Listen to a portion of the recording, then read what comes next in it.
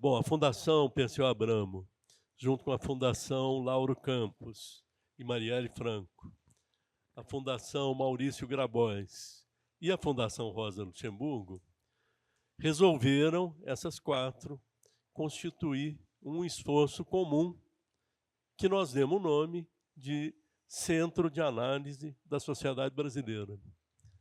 Esse nome legal. Como o Matheus aqui de manhã falou, isso teve muito a ver com o impacto de logo em seguida ganharmos o governo, elegemos Lula, e logo em seguida uma manifestação de extrema-direita para derrubar o Lula. E hoje sabemos que era muito mais do que isso, né? Era para derrubar, para matar, para... Enfim, então todo o esforço dessas quatro fundações é de ajudar os partidos, os movimentos, a enfrentar uma onda de extrema-direita que ocorre no Brasil e no mundo, né? O Brasil não é exceção. E um ponto foi consensual entre nós, que é, para enfrentar a extrema-direita, tem que construir uma maioria na sociedade. Não se faz isso só com parlamento, com apelos dramáticos. Tem que ter maioria. E tem uma regrinha aritmética simples, que para formar a maioria tem que ter 50% mais um. Senão não é maioria. Para ser 50% mais um de uma sociedade composta fundamentalmente por pobres, tem que ser maioria nos pobres. Para ser maioria nos pobres, tem que ser maioria entre o povo que vive de salário, que vive de rendas do trabalho, não de rendas do capital.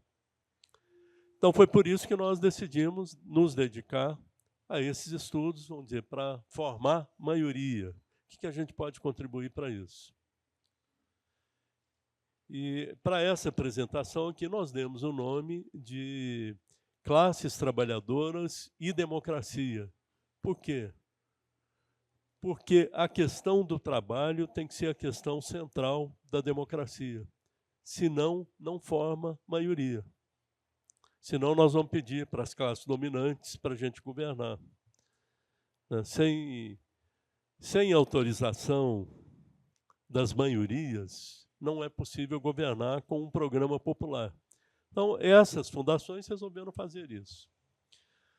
Eu estava comentando com o Bira, aqui, nosso companheiro Bira, que tive a satisfação de revê-lo, que no quadro hoje da Europa, eu vou falar isso por causa dos nossos amigos e amigas alemães, que daqui a pouco chegam.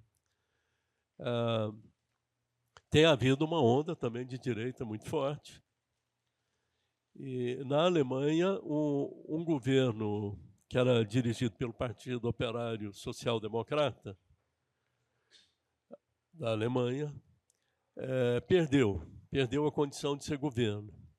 Mas num quadro de derrota e de ascensão da extrema-direita, teve uma exceção que nós saudamos muito e que são esses companheiros e companheiras que vão chegar aqui daqui a pouco. Né? Nesse quadro de derrota, essa esquerda que defendeu uma plataforma democrática do trabalho cresceu. Eles fizeram, se não me engano, 10%. Estavam com 5%, dobraram. Claro, 10% não forma a maioria, mas é uma força capaz de iniciar movimentos mais amplos para lutar por maioria. No balanço deles, que foi convidado para participar, eles pensam em 20 anos, pelo menos 20 anos, de trabalho de base para conseguir ajudar mais amplamente a formar de novo uma maioria de esquerda num país fundamental como é a Alemanha. Então nós temos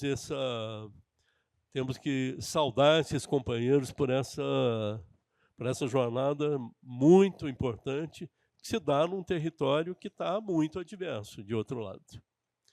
Então, eu situei isso tudo para dizer que é nisso que nós estamos metidos, essas 4 fundações, do PT, do PSOL, do PCdoB e dos companheiros e companheiras do Die Linke, à esquerda alemã.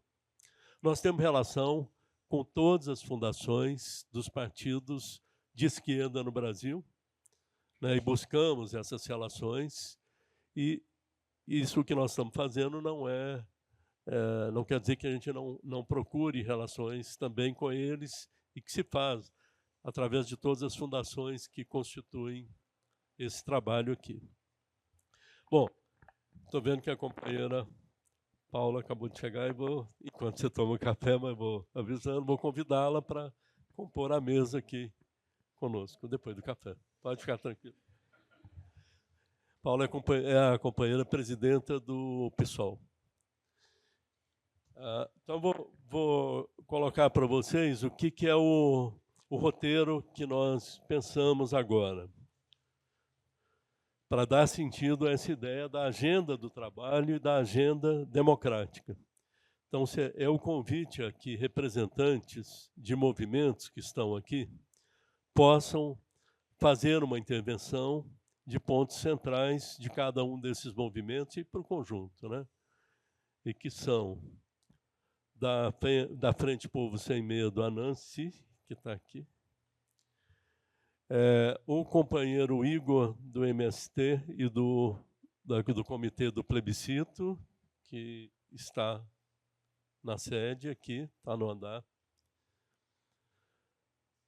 A companheira Adriana, do Diese, que está no andar. Aqui também é importante esse conceito do andar. Né? E quem mais? Falei todos. E a Gil, do Movimento Sem Direitos. Então, com isso, nós compomos com maioria feminina esta primeira parte aqui. E temos 3 intervenções para a parte final, que são a companheira Lígia Toneto, representando o esforço do Ministério da Fazenda do governo Lula, para nos falar sobre a reforma do imposto de renda, taxação dos super ricos e a isenção do imposto. Aqui está aqui a Lígia. A companheira Érica Hilton vai fazer uma intervenção aqui, por aqui. Ela está recebendo uma comenda hoje, uma medalha, certo? Nós apoiamos que ela receba essa medalha. E ela mandou para nós o vídeo falando do sentido da luta, né? Para mudar a forma de organizar o tempo de trabalho. E o companheiro Guilherme Simões, do Ministério das Cidades, também do governo Lula, né? Naturalmente, que vem para participar dessa parte e vai ligar a luta que se dá nas cidades, direito de moradia e o conjunto das lutas que nós fizemos referência, com as questões do trabalho e o sentido para disputar a maioria do povo brasileiro. Então, esse é o programa que nós temos aqui. Nós fizemos uma sessão da tarde que foi com um público maior e que realizou um debate importante nela, né? Num certo sentido, ela tratou quase que de todas as questões da nossa agenda. Nela, tivemos as intervenções do companheiro Bira e do companheiro Paulão. Então, nós estamos entendendo como intervenções que trazem as preocupações da Central. E há uma ideia geral da gente fazer um ato aqui de encerramento mais enxuto mesmo, sabe? Considerando, né, que... Mas vai ficar aberto, né? Se quem quiser falar, vai falar aqui. Então, Paula, quando você puder. Bem, boa noite para todas, todos. Sou a Paula, presidente nacional do PSOL. Vou ser super rápida porque, né, enfim, acho que tem aqui outras pessoas que vão expressar com muito mais autoridade aqui sobre o debate, mas dizer e saudar muito a iniciativa das fundações Maurício Grabois, Perseu Abramo, Marielle Franco, Lauro Campos Marielle Franco e a Fundação Rosa Luxemburgo, de fazer esse esforço de buscar entender qual é esse novo perfil da classe trabalhadora, né? A gente tem debatido muito sobre as várias crises que o mundo tem enfrentado nos últimos, a partir ali da crise de 2008, que foi mudando radicalmente, que polarizou, que é uma crise que passa pela representatividade, os instrumentos que a classe trabalhadora construiu, que hoje estão em crise, mas também o próprio mundo do trabalho, né? Nós estamos falando de um país em que existe uma grande parte de trabalhadoras e trabalhadores na informalidade, trabalhadoras e trabalhadores sem direitos, como está aqui o movimento também,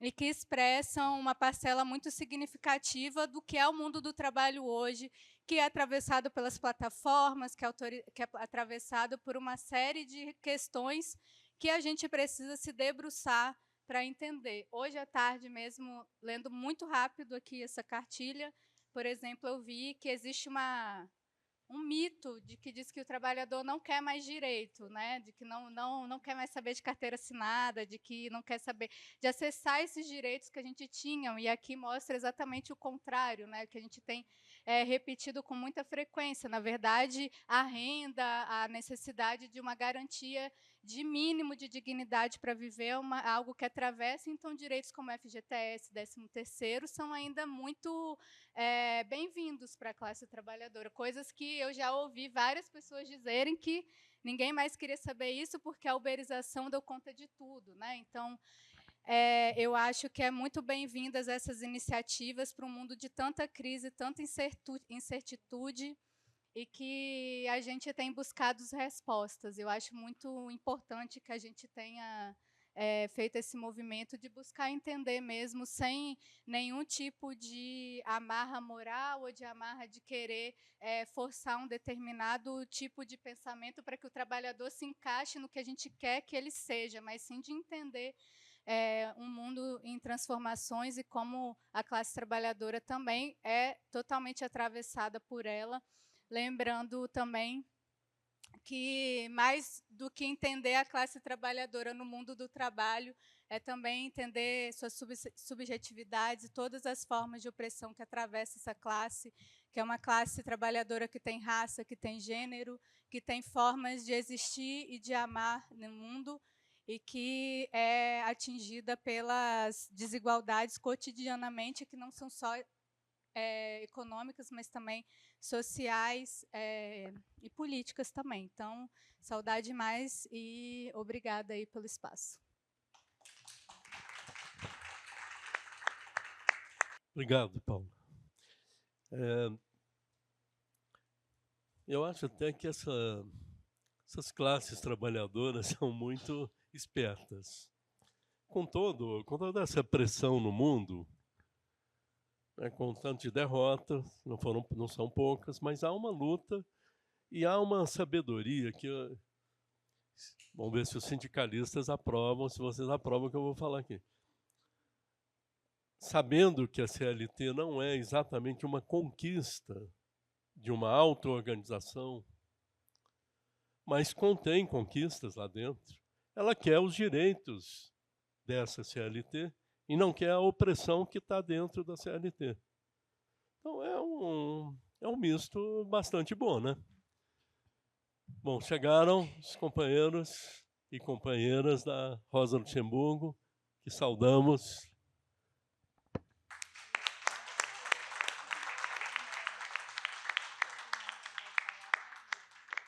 Vou perguntar quem se o André pode vir compor a mesa conosco. O André é o diretor da Fundação Rosa Luxemburgo, no Brasil. Andréas.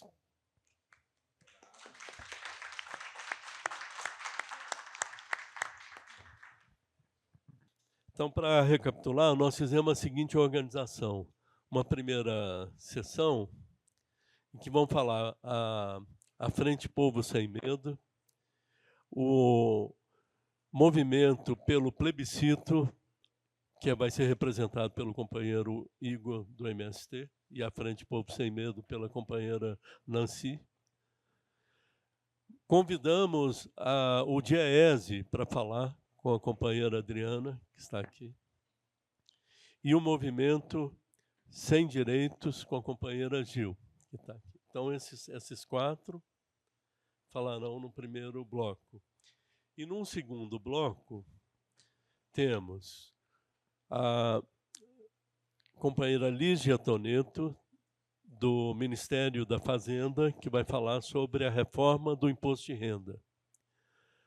Uma intervenção da companheira Érica Hilton, que não estará aqui, mas temos um vídeo que vai ser apresentado, e uma intervenção do companheiro Guilherme Simões, que participa do governo Lula e representando o Ministério das Cidades aqui conosco. Então, pergunto, podemos seguir esses 3 aqui? Nós não temos paridade aqui. Todo o nosso esforço também é assim, faz parte. Mas podemos seguir aqui, havendo sugestões, a gente chega na paridade. Mas aqui na primeira sessão, as mulheres são a maioria. Então, eu queria saber qual ordem que vocês consideram melhor. Quem quer falar inicialmente? Igor? Então venha, Igor. O Igor é do MST e do Movimento pela Realização do Plebiscito Popular. Igor. Boa noite, companheiros e companheiras. Boa noite, companheiros e companheiras. Tem uma turma que está aqui desde as 14 horas, né, Arthur? Esse pode estar mais cansado, mas quem chegou agora tem que estar mais animado. Tomou um cafezinho. Compas, primeiro, agradecer pelo convite para, no fundo, dar um informe sobre a construção do nosso plebiscito popular. Mas antes disso, Árabe, em primeiro lugar, parabenizar a unidade das fundações em torno desse projeto, porque é muito importante que a gente possa desenvolver pesquisas, estudos, reflexões sobre a conformação dessa nova classe trabalhadora. O mundo mudou muito nos últimos 30, 40 anos. A classe trabalhadora que nós temos hoje não é a mesma classe trabalhadora que deu origem à maior parte dos instrumentos políticos e sociais no final dos anos 70 e no final dos anos 80. Então, quando a gente pensa em organizar, em conscientizar e colocar em movimento a classe trabalhadora, nós não podemos olhar no retrovisor. Nós temos que olhar para frente. E, para isso, nós precisamos de estudos, de pesquisa e de dados. Em segundo lugar, parabenizar, em nome do Matheus, sei que tem mais gente envolvida, essa pesquisa apresentada hoje à tarde pelo CASB. Eu acho que nós temos ali números, dados extraordinários, que inclusive contrastam com muitos sensos comuns que hoje perduram em relação ao que é a classe trabalhadora, né? Então, tem muita gente que tem uma classe trabalhadora na cabeça a partir de determinadas questões, mas que quando a gente vai olhar os números, as pesquisas e os dados, está bastante distante, né?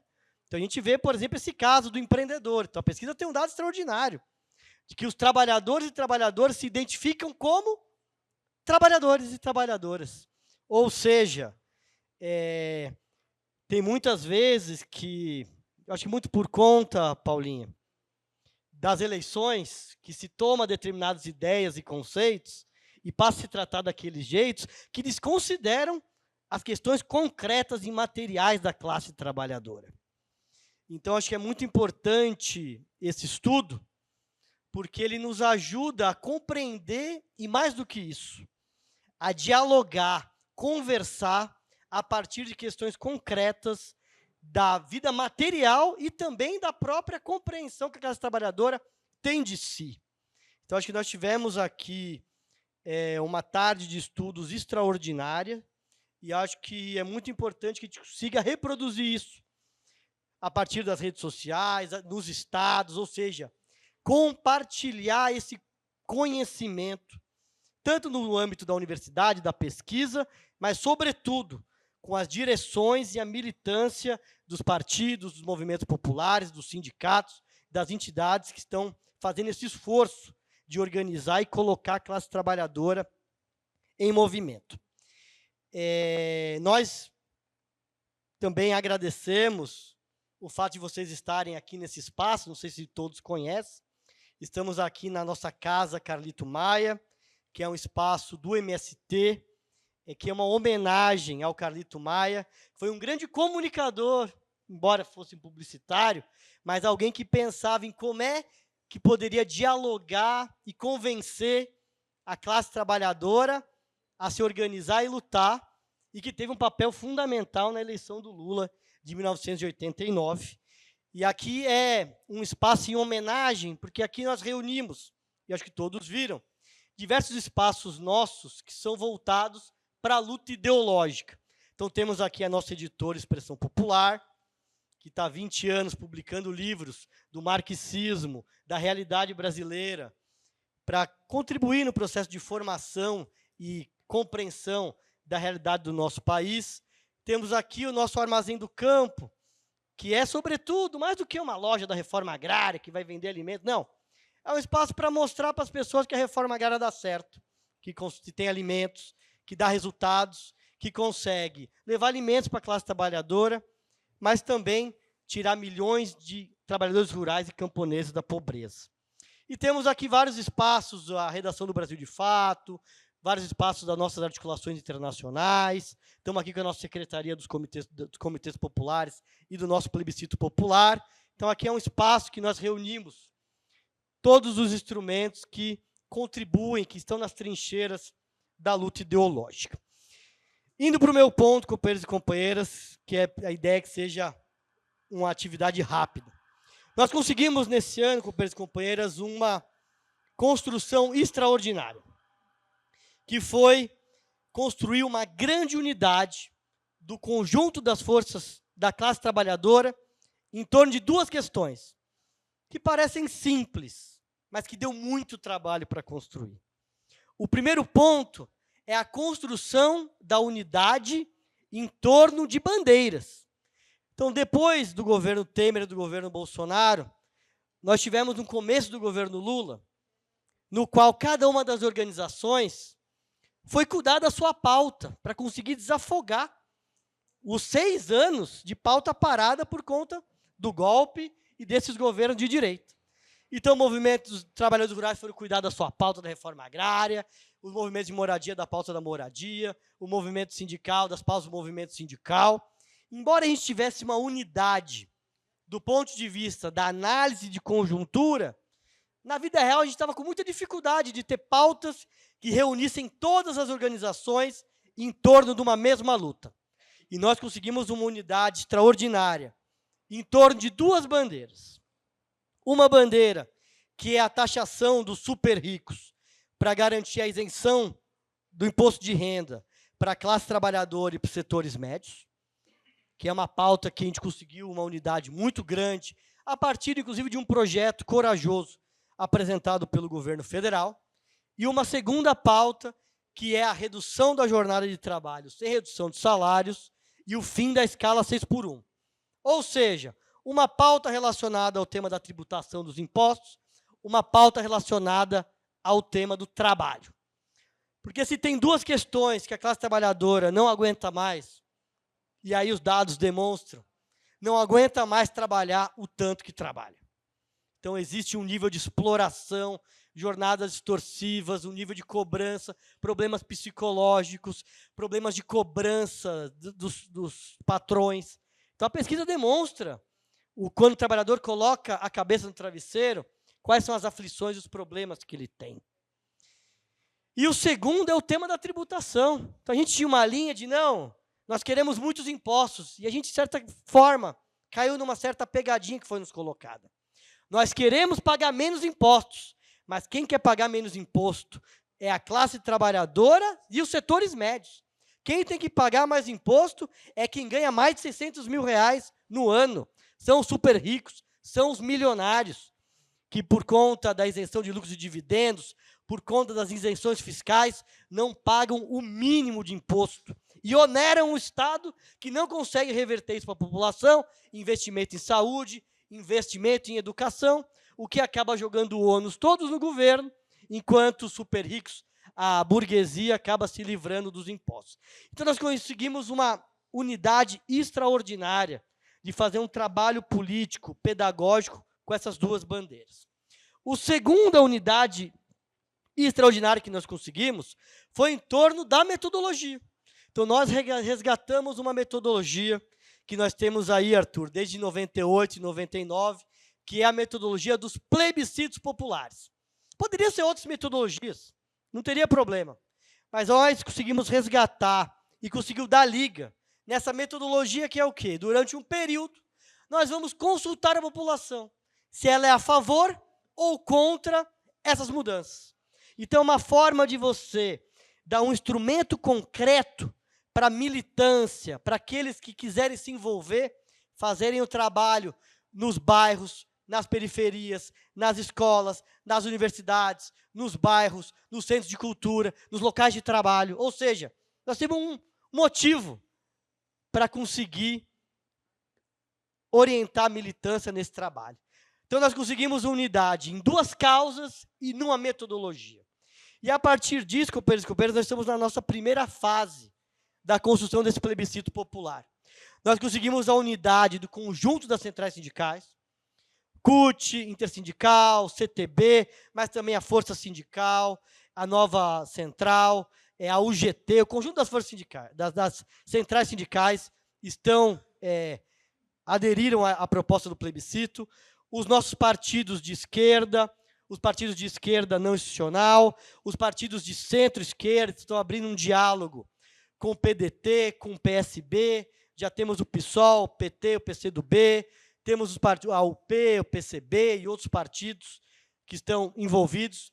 O conjunto das organizações da Frente Brasil Popular e da Frente Povo Sem Medo, estamos trazendo também as diversas organizações que se organizam a partir das expressões de fé. Está aqui a companheira Nilza Valéria, que está nos ajudando na articulação do plebiscito das igrejas evangélicas. Estamos também com um diálogo com a CNBB, a partir da Semana Social, do Gritos Excluídos, Jubileu Sul e das pastorais sociais. Estamos também com os povos de terreiro, com os setores progressistas dos judeus, ou seja, queremos envolver todas as religiões e expressões de fé. Estamos dialogando com escolas de samba, torcida organizada, ou seja, tem dois critérios. Se você é contra, se você é a favor da redução da jornada de trabalho e o fim das casas 6 por 1, e se você é a favor da taxação do super rico, vem com a gente. Esses são os dois critérios. E nós estamos com um calendário, para eu encerrando, Árabe, para orientar esse processo de construção, o qual eu me coloco à disposição para quem quiser se inserir, para quem quiser tirar dúvida, quem quiser participar.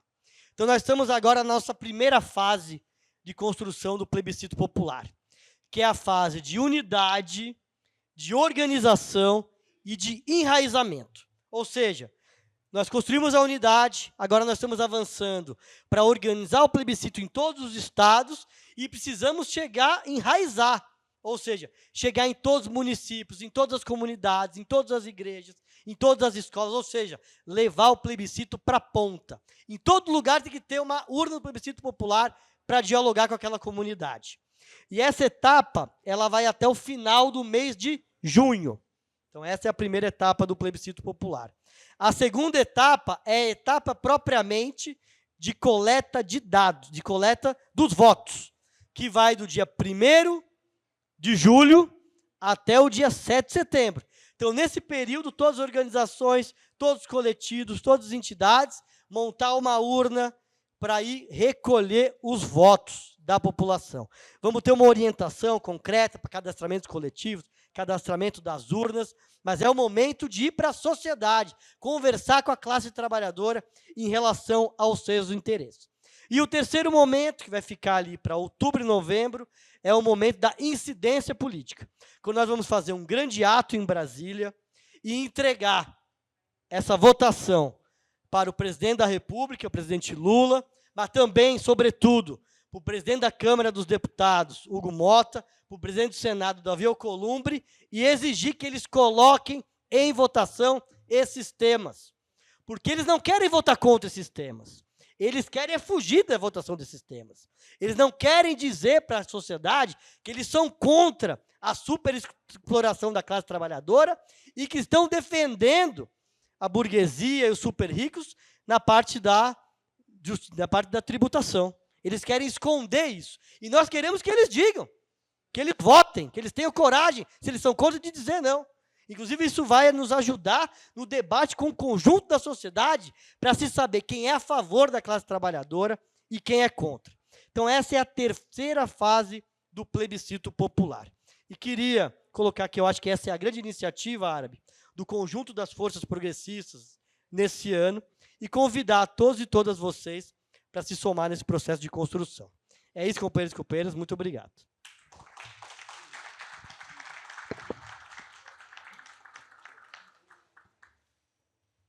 Estava perguntando aqui para o Igor a data para as datas para botar no calendário, né? Falou que de julho a setembro, certo? A 7 de setembro. Preciso de uma identidade, certo? Para votar. Tá bom. E vão ter urnas em todos os lugares, nas escolas, nos bairros, nos centros, nas rodovias, enfim, no palácio, transformar o palácio num palácio popular. Bom, então vou chamar a companheira Nancy, da Frente Povo Sem Medo.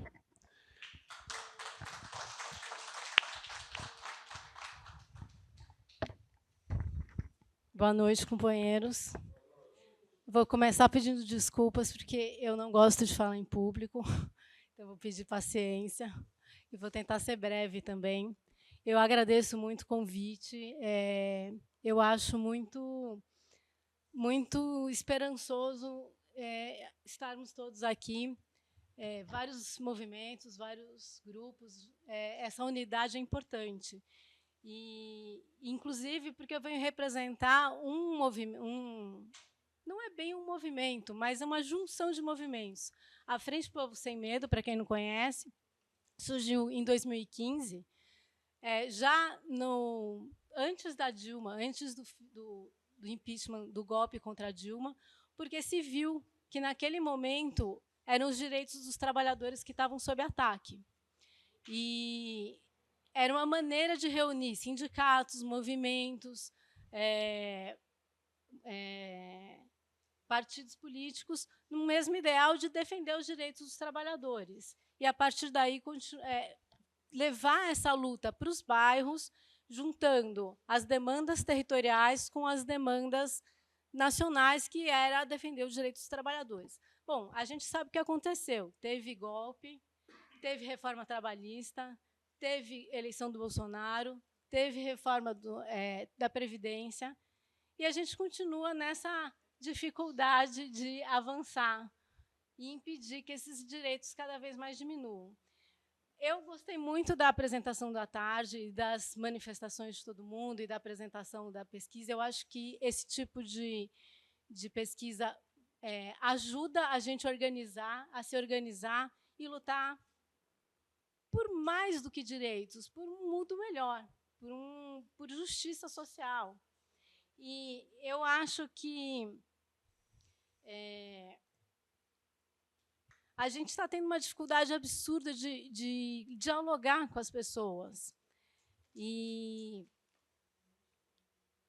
eu vou contar uma historinha que eu ouvi sobre as últimas eleições aqui para a Prefeitura de São Paulo, sobre a campanha do Boulos.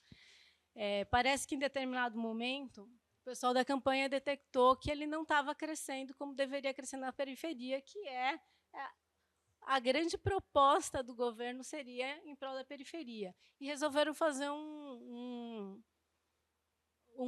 grupo de pesquisa, um grupo de debate para avaliar por que não crescia. E aí foi convocado uma série de trabalhadores precarizados, gente que ganhava até 2 salários mínimos, entregadores, gente, né, o trabalhador uberizado. E essa pesquisa, eles comentaram que sim, um governo do Boulos seria mais voltado para os mais pobres, seria mais vantajoso para os mais pobres. Mas eles não votavam no Boulos, porque eles não eram pobres. Eles eram trabalhadores que estavam lutando para melhorar de vida, para crescer, para evoluir. Então, a gente tem um desafio imenso, que é falar com essas pessoas. E eu acho que a pesquisa traz um potencial grande para a gente tentar descobrir como falar. E aí, também, os vários companheiros falaram, né, como juntar essas pautas, né, como juntar a escala 6x1 com o microempreendedor individual, com o que se acha empreendedor. A gente lidou com isso durante a campanha, com adolescentes vendendo coisas na saída do metrô e se achando super empresários, né, naquela pegada do Pablo Marçal, não sempre concordando, mas se identificando com aquela figura. E como que a gente junta tudo isso, né? Eu tenho a impressão que talvez a gente tenha que partir.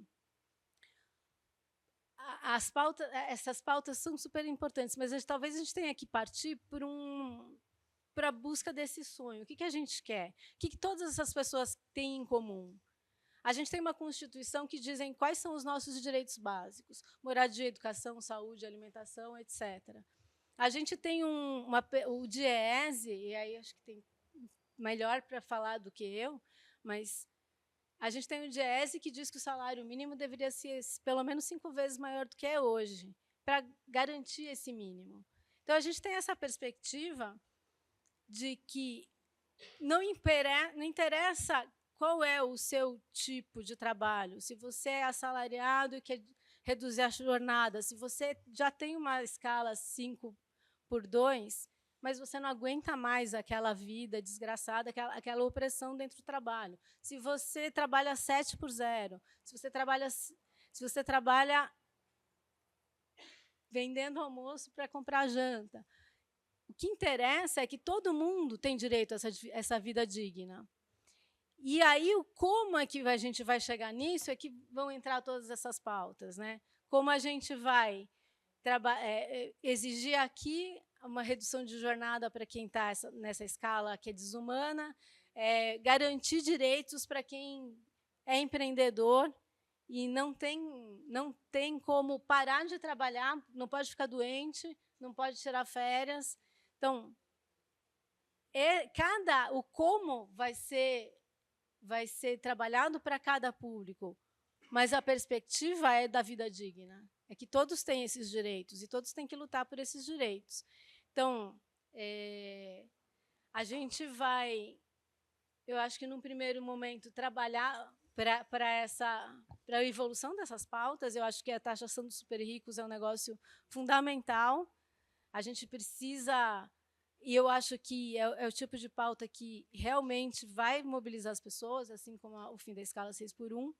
E lá para frente, a gente tem que pensar que realmente a gente quer criar o poder popular. A Frente Povo Sem Medo, ela não está superativa. Eu acho que ela tem refletido um pouco o desânimo da sociedade em geral, em lutar e perceber que as coisas vêm com muita força, a extrema-direita vem com muita força, as pessoas estão desanimadas, elas odeiam a política, elas odeiam os políticos. E eu acho que essa mobilização, esse tipo de mobilização, é um alento e é um caminho para a gente acordar tanto aquelas entidades que ainda estão um pouco desanimadas da luta, assim como a gente mobilizar o povo pelo poder popular e pela vida digna. Obrigada, gente.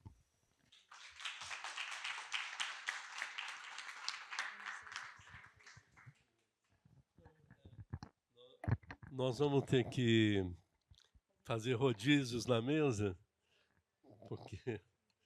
Não, mas nós três ficamos. Paula continua presidindo e Andréas, a hora que quiser falar, então já... em português. Em português? É. Beleza, vou tentar. Olá, boa noite a todos, a todas e a todos. Está muito bom estar aqui com vocês e também quero dizer, estou muito orgulhoso como Fundação Rosa Luxemburgo que a gente está fazendo parte desse trabalho dentro do CASB.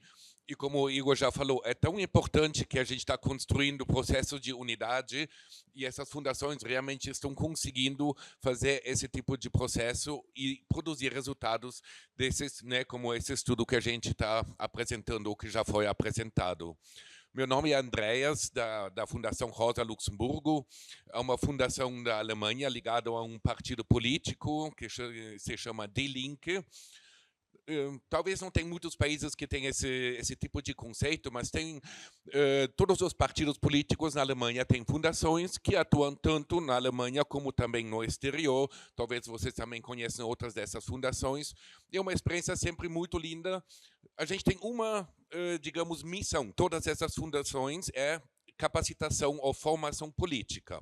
E cada fundação entende o que é isso. No nosso caso, da Fundação Rosa Luxemburgo, a gente entende isso como uma parceria com organizações, com movimentos sociais e fazer um trabalho em conjunto para que o mundo se desenvolva na direção como a gente acha politicamente que é a direção certa, que seja com muito mais justiça, com menos racismo, todas essas lemas muito importantes, sabemos que é um caminho muito longo.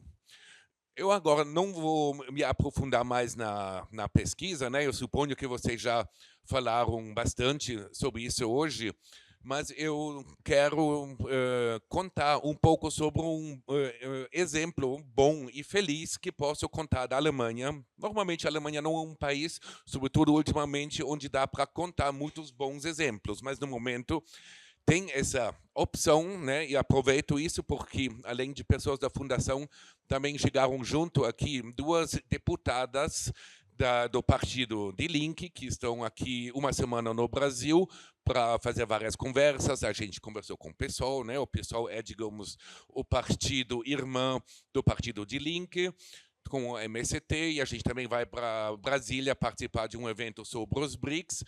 Então, a gente está falando o tempo todo sobre né, esse trabalho de partido político nesses tempos muito difíceis, porque, igual que no Brasil, na Alemanha, a gente tem a extrema-direita que está lá, que está crescendo, e essa é uma situação que é diferente. Não se trata só, digamos, de avançar nas nossas pautas políticas. Se a extrema-direita chegar no poder, e vocês aqui no Brasil, nós sabemos muito bem como isso foi nesses 4 anos, a coisa está horrível, né? Na Alemanha ainda não chegou nisso, mas realmente temos uma situação muito perigosa nesse sentido.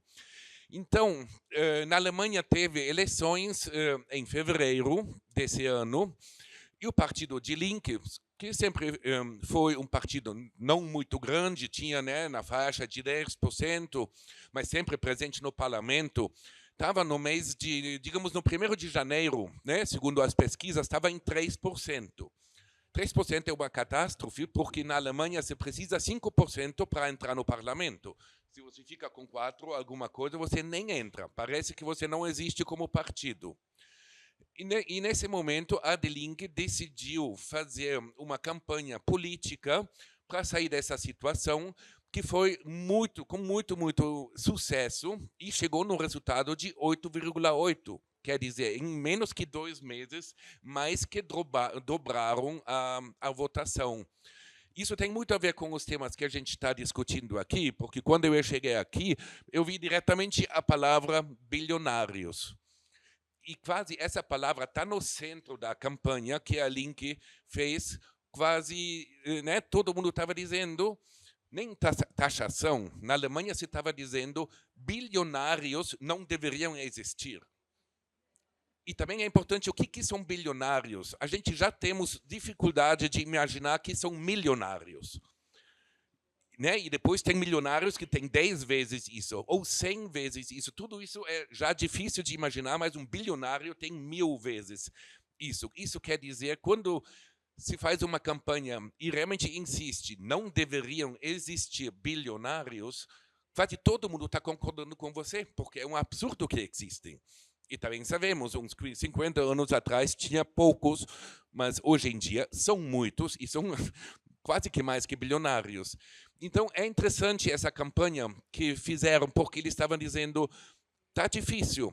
A gente vai realmente sair pelas ruas, pelas casas, porta por porta, e perguntar, pessoal, o que vocês querem? Qual, digamos, são os desejos políticos que vocês têm? E, resumindo, chegaram em conclusões também muito simples. Eram os aluguéis altos. Na Alemanha tem muito mais aluguel do que casas compradas. Os aluguéis são muito altos e não se consegue mais pagar. E os preços, sobretudo os preços dos alimentos, estão altos demais. Tem outros exemplos, mas esses dois, digamos, são os mais claros. Então, o que fez o partido Die Linke? Falou, esses aqui são as nossas pautas, que está relacionado, né, aos bilionários, porque é muito fácil de explicar onde que está o dinheiro que vocês não estão tendo para pagar aluguel e os alimentos. Alguém está com esse dinheiro, porque na Alemanha a economia está funcionando, não está uma grande crise. Para onde que vai o dinheiro? Então, nessa campanha se viu de colocar coisas muito simples, na linguagem muito simples, com as pessoas, como você estava conversando, né, durante essa campanha, e com essas propostas, se chega a fazer uma campanha que teve, afinal, esse sucesso. E também, né, durante essa visita, né, eu também estou ouvindo, né, a gente está fazendo as conversas, porque eu também não estava lá nessa conversa, eu estava aqui durante essa campanha, mas é muito interessante que sempre colocam de novo, a gente quer criticar o capitalismo, porque esse capitalismo é a raiz de todos esses problemas, mas quando você fala, o capitalismo não está bom, isso é difícil, né? E com isso você não consegue, digamos, convencer as pessoas. Então o exercício de todas as pessoas na campanha sempre foi como convencer as pessoas em 3 frases de que o capitalismo não é bom, que isso é um problema que tem que ser mudado, né? E realmente é difícil, mas esse exemplo dos bilionários e explicar que ali está o problema e que tem que mudar a política na Alemanha para, digamos, na direção de uma política social que atenda à necessidade da maioria da população, foi uma campanha que deu muito certo, chegou a 8,8%, como já falei, e agora nas pesquisas já está entre 10% e 11%, porque isso é o próximo desafio. E talvez também por isso a gente tem essa visita aqui e as conversas, né, com o partido PSOL, né, que a gente está falando junto. Como a gente atua, como vocês atuam, o que a gente pode aprender um dos outros, porque um sucesso nas eleições sempre pode acontecer, mas temos que dar continuidade num processo onde a direita está muito forte e essa extrema-direita está ali, só esperando. E só para terminar, falando de novo da extrema-direita, afinal, não foi só essa campanha, também foi uma firmeza de posição política. Porque todo mundo, e também na Alemanha, todo mundo está indo um pouquinho para a direita. Então, todos os partidos, né, que são, né, os verdes, né, ou social-democracia, meio de esquerda, nesse momento, todo mundo está se movimentando cada vez mais para a direita. E isso também em relação aos nazistas, né? Esse partido que se chama AfD na Alemanha, eles ganharam 21% nessas eleições, nunca tinha um partido nazista com tantos votos. Então, todos os outros partidos estavam indo um pouquinho para a direita em temas como migração, né? Sobretudo temas migração ou também, né, política social, estavam indo para a direita. O único partido que falou muito claramente, nunca vamos pactuar com fascistas e a gente sempre vamos lutar contra eles, foi o partido Die Linke. E com muito sucesso, porque depois se fazia as pesquisas, muitas pessoas que durante toda a sua vida votaram ou nos verdes ou na social-democracia, de repente começaram a votar pela Die Linke. Por isso teve tanto, né, um pulo tão grande. E até eu posso dizer, né, entre os meus amigos, muitos que sempre votaram verdes, de repente, quase todos falaram, não, agora a gente votou na Die Linke. Só queria deixar, digamos, esse exemplo, esse conto aqui, né, para dar, né, não só uma boa notícia, mas também dizer, vale a pena de repensar alguns processos, realmente ir na base das coisas, como essa pesquisa faz, que realmente pega os números lá na base, para a partir desses novos conhecimentos, que às vezes já esquecemos um pouquinho nas grandes discussões, e refazer discursos e campanha política para conseguir fazer esse tipo de trabalho. Muito obrigado.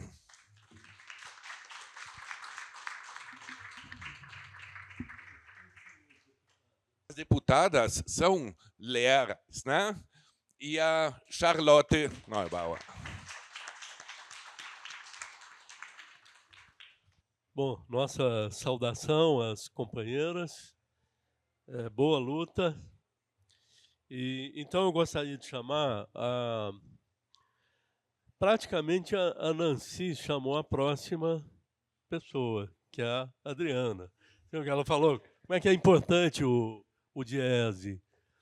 Bom, a Adriana é uma economista do Diese que nos ajudou muito a formular essa pesquisa, né? Que para pensar uma pesquisa com a classe trabalhadora, nós tínhamos que entender, de largada, a classe trabalhadora, quem nós vamos procurar. Então, a Adriana estava também, deixa eu só lembrar aqui, a Jordana Pereira, que atualmente está na Secretaria de Comunicação do governo Lula, a Vilma Bocani, que estava aqui de manhã não, de tarde, né, acompanhada do seu amigo, nos ajudou muito porque ela estava fazendo naquele momento a grande pesquisa sobre mulheres no Brasil e compreender, nesse sentido, a maioria, né, era importante para entender também como é que a gente formularia essa pesquisa. Bom, então a Adriana faz parte, né, de uma inteligência que se constrói hoje para compreender essa situação e nos ajudar a formular um programa, aquilo que a gente tem chamado de Programa Democrático das Classes Trabalhadoras. Então, com você, Adriana. Bom, obrigada pela possibilidade de participar aqui com vocês, de conversar um pouquinho sobre essa, tanto a pesquisa, né, mas particularmente sobre essa pauta aqui em destaque nessa mesa, né. Eu não sou economista, eu sou socióloga, eu sou a parte do Diese, mas eu devia ganhar um diploma de economista, já que eu estou lá há tanto tempo convivendo com tanto economista, né. Já peguei o sotaque dos economistas. Bom, eu tive a oportunidade, né, como a Mário falou, de participar, de acompanhar a pesquisa desde a elaboração do questionário, né, não consegui estar aqui hoje à tarde para ver as falas, né, o debate em cima dos dados, né, mas eu avalio como muito positiva essa experiência, né, primeiro a forma como ela foi construída coletivamente, envolvendo aí um conjunto de organizações, de fundações de partido, né, mas também pelos seus resultados, né, pela preocupação da gente olhar que classe trabalhadora é essa, que momento é esse, que elementos a gente pode tirar dessa pesquisa para ajudar a gente a pensar em como intervir nessa realidade que a gente vive, né. Eu acho muito interessante essa parte que já foi destacada aqui na mesa, né, de que a pesquisa mostra, olha, a classe trabalhadora quer direitos, ponto, né. Eu tive a oportunidade de participar do GT de aplicativos, né, que elaborou aquele PL, e apesar de todas as confusões ali naquele espaço, né, que eram muitas, era também muito evidente que aquelas lideranças que estavam ali representando os trabalhadores de aplicativo, eles queriam direitos. Queriam férias, queriam 13º, adicional noturno, enfim, né? Estabilidade no salário, um conjunto de dados, né? Agora, um conjunto de direitos, né? Agora, por que então essa negação da CLT, né? Que eu acho que aí é que a pesquisa traz vários elementos que ajudam a gente a pensar nisso, né? Eu acho que acho que o companheiro aqui falou, né, da superação do capitalismo, né, a gente sempre discutiu isso como um elemento, né, a superação desse tipo de exploração, do trabalho assalariado, né. Então, eu acho bastante razoável que as pessoas queiram direitos, mas não queiram essa relação de exploração, né? O que eu acho que não é razoável é que elas entendam que a superação desse tipo de exploração é no empreendedor de si mesmo, né? E não numa saída coletiva. E aí eu acho que talvez a bola esteja com a gente, de como é que a gente estabelece um diálogo, né? Para conseguir demonstrar que esses direitos a gente não consegue numa saída individual, via empreendedorismo, né? Mas que a gente consegue a partir de saídas coletivas, né? Eu acho que, bom, quando a gente fala de precarização, né, sempre o capitalismo ele tem uma relação estrutural de precarização, né, na relação capital-trabalho, né? Mas quando a gente olha para essa precarização atual, ela é diferente, né, dessa precarização estrutural, né? Ela vai cada vez mais, a cada volta, ela vai envolvendo um conjunto maior de trabalhadores que antes estavam ali no núcleo minimamente estável, né? E eu acho que, particularmente olhando para o movimento sindical, né, estão aqui meus companheiros do movimento sindical, a gente sempre teve uma tradição, né, e aí eu acho que é uma constituição do movimento sindical, de olhar particularmente para esse núcleo estável, CLT, assalariado, prazo indeterminado, né? Eu acho que essa conjuntura agora ela impõe olhar para toda essa classe que vive do trabalho, né? Para as diferentes condições em que elas estão inseridas e também para as diferentes pautas que surgem a partir dessa inserção concreta aí, né, no mundo do trabalho, né? Eu continuo achando que a saída é, sim, a organização coletiva, sindical. Os sindicatos são instrumentos de organização dessa classe trabalhadora, né? Eu acho só que a gente precisa reavaliar as formas de organização e mobilização, né? E eu acho que os resultados da pesquisa ajudam muito nisso. E em relação aqui à pauta da nossa mesa, né, eu acho que trabalho e jornada e renda, né, são elementos centrais nessa disputa, né, nessa exploração capital-trabalho. Eu acho muito feliz que, justamente nesse momento, a gente esteja discutindo esses dois temas, né, em conjunto.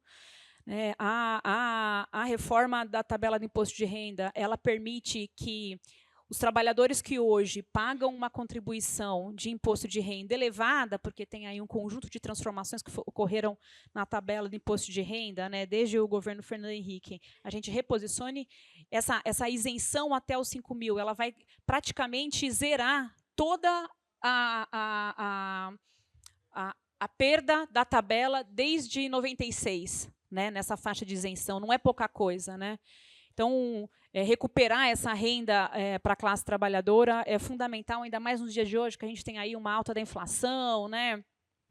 Crediário comendo uma parte da renda dos trabalhadores, né? Todo desse debate do endividamento da classe trabalhadora. Então, acho fundamental e que, por outro lado, quem pague essa conta, né, sejam os super ricos, né? Eu acho que é sempre importante a gente destacar isso, né? Para você garantir, então, uma melhor distribuição da renda, para você rever, né, a questão de uma progressividade na tributação, de que os trabalhadores paguem mais e que paguem menos e que os bilionários paguem mais, né? E a pauta da jornada, né, historicamente, ela sempre ocorreu em 3 dimensões, né, na redução da jornada, na distribuição do tempo de trabalho e na intensidade, né, no ritmo de trabalho. Essas sempre foram 3 dimensões da luta, né? Eu acho que no último período a gente sempre teve muito focado no debate da redução, que é fundamental e está expressa aqui no debate proposto pelo plebiscito, né? Mas, particularmente nesse último período, a gente teve uma desregulamentação muito grande dos dispositivos regulatórios em relação à jornada de trabalho, né? Depois de 2008, segundo a OIT, teve alguma coisa como quase 100 reformas trabalhistas ao redor do mundo. A maior parte dessas reformas trabalhistas, elas tiveram dispositivos que desregulamentaram a jornada de trabalho ou implementaram esses contratos que no centro dele está a questão da jornada do trabalho. Então, o trabalho intermitente, né, conhecido como 0 hora, o tempo parcial, enfim, a terceirização, que também tem longas jornadas, enfim, um conjunto de medidas que desregulamentaram a jornada de trabalho, e aqui não foi diferente, né, na nossa reforma trabalhista. Tem um conjunto de itens lá que desregulamentaram a jornada, inclusive colocando dispositivos de negociação individual, como se o trabalhador individualmente tivesse simetria de poder para negociar com o seu empregador a distribuição da sua jornada, né? Por isso, eu acho que não é à toa que é neste momento que essa demanda pela redistribuição do tempo de trabalho, né, pela revisão, pelo que se expressa no fim da escala 6x1, ele toma corpo, né? Porque a gente teve, de fato, um período de grande desregulamentação, né? E hoje o que a gente vê, segundo os dados da OIT, e aqui no Brasil também, é que a gente tem, de um lado, longas jornadas, né? Então, pessoas que estão trabalhando acima de 48, e, de outro lado, subocupados por insuficiência de horas, ou seja, as pessoas não conseguem ter uma jornada completa que também lhe dê um salário completo, né? Então, a pessoa faz um bico, trabalha hoje, vai conseguir um emprego semana que vem, né? Então, o debate da jornada, né, da redução da jornada e da redistribuição do tempo, ele coloca de novo esse debate, possibilita que a gente redistribua o tempo de trabalho entre aqueles que estão trabalhando muito e entre aqueles que estão trabalhando menos, né, e que a gente possa ter também tempo para viver as outras dimensões da vida social, que também são bem relevantes, né. Bom, queria parabenizar a iniciativa, né, dizer que o Diese está à disposição dos movimentos aqui presentes. A gente está junto aí no plebiscito, ajudando, colaborando com materiais para formação, né. A gente já está produzindo um conjunto de materiais também relacionados tanto à questão da tributação como à jornada. E é isso, uma boa luta para a gente. Obrigada.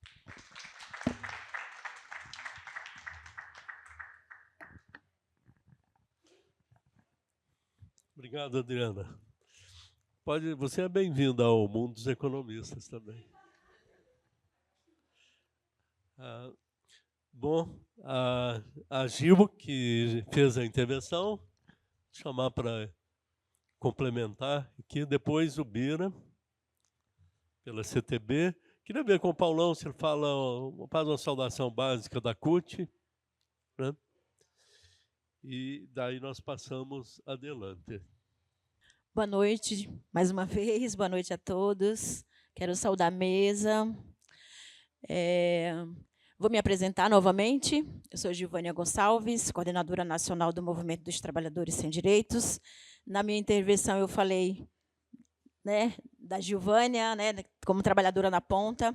E agora eu vou falar um pouco do Movimento dos Trabalhadores Sem Direitos. O Movimento dos Trabalhadores Sem Direitos foi fundado em 2022, em resposta à precarização do mundo do trabalho. E essa globalização trazendo o avanço da tecnologia e substituindo a mão de obra humana por máquinas.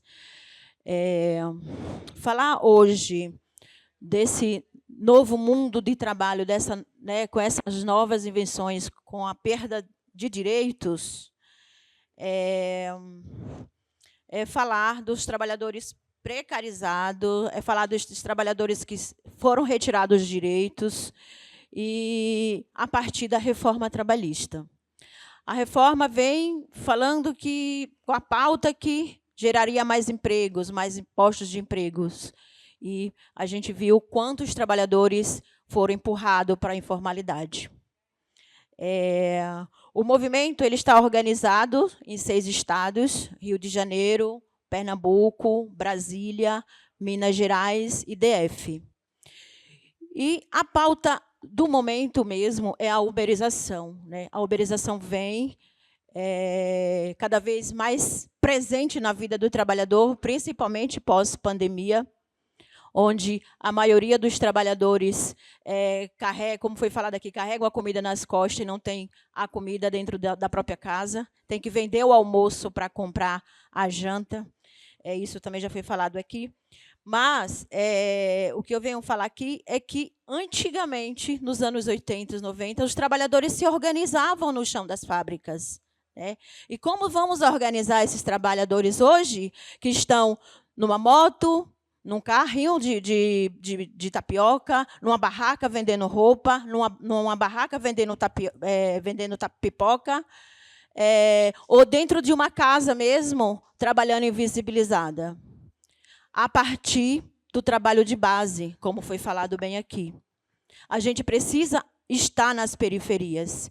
Nosso desafio do Movimento dos Trabalhadores Sem Direitos é esse, ir nas bases, ir nas periferias, conversar e dialogar diretamente com esses trabalhadores, conscientizar, fazer essa conscientização de classe, que nós não somos microempreendedores, nós somos trabalhadores precarizados.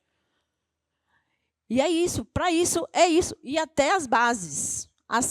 Porque antigamente eu organizava no chão de fábrica, fazia as assembleias, e agora essa dificuldade é muito maior para nós, né? Com as redes sociais, com as fake news. Então, organizar essa classe trabalhadora é um grande desafio para o movimento dos trabalhadores sem direitos. Quando a gente vem aqui falar de adoecimento, mais cedo, na tarde, na fala da tarde, foi falado sobre adoecimento, esses trabalhadores eles adoecem. E muito. Meu Deus, falhou aqui. Esses trabalhadores adoecem, esses trabalhadores buscam melhorias de vida o tempo todo. E a maioria desses trabalhadores também, falando um pouco das nossas bases, dos trabalhadores ambulantes, eles sofrem pressão porque perdem as mercadorias por conta da opressão policial. Aí se endividam com a agiota. Muitos deles morrem por assassinados ou até mesmo de suicídio. Acho que todo mundo viu, né, a repercussão que teve aquele trabalhador senegalês, que é difícil de falar o nome dele, eu não sei pronunciar. Mose. É isso. Foi assassinado em plena luz do dia, trabalhando. Então, gente, é um descaso, é uma coisa assim fora do comum. A gente vê um trabalhador que está ali nas ruas, tentando levar o pão para casa, sendo assassinado da forma que foi aquele trabalhador. Nós estamos organizados, junto com outros movimentos, Fórum dos Ambulantes, Centro Gaspar Garcia, numa campanha, já vou deixar aqui até o convite, para dia 2 é o lançamento dessa campanha pelo fim da Operação Delegada. Porque assim, eu acho que a segurança pública é uma segurança que tem que nos assegurar, não nos assassinar. Eu acho que eu deixo aqui minha contribuição. Muito obrigada aqui por participar da mesa. Obrigada a todos e todas. Obrigado, Gil.